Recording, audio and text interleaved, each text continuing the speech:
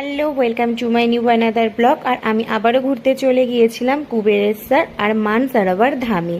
সত্যি গিয়ে যেন মন জুড়িয়ে গিয়েছি। এরকম তীর্থস্থান সচরাচর যাওয়াটা সম্ভব হয়ে ওঠে না।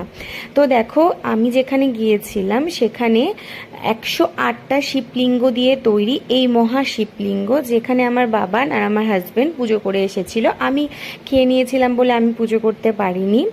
আর সত্যি কথা বলতে, নিজের সামনে থেকে এত সুন্দর তীর্থস্থান ভ্রমণ করা, মানে নিজে ভ্রমণ করতে পেরে নিজেকে সত্যি খুব ভাগ্যবান মনে হচ্ছে।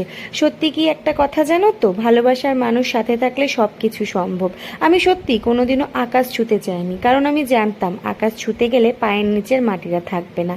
তবে মাটিতে দাঁড়িয়ে যতটুকু ধরা সম্ভব আমি কিন্তু ঠিক ধরে নিব। সে যাই বলুক, কারো কথা পাত্তা না দিয়ে আমরা আমাদের মতো চলি। আর চলি বলেই হয়তো আমরা ভালো আছি। দেখো, আমরা তিনজনে মিলে কিছু ফটো তুলে নিয়েছিলাম। তোমরা যারা ভোপালে থাকো, আমি তোমাদের সবাইকে সাজেস্ট করব একবার এই মন্দিরগুলো ঘুরে এসো, দেখবে হয়তো তোমাদের খুব ভালো লাগবে। Thank you.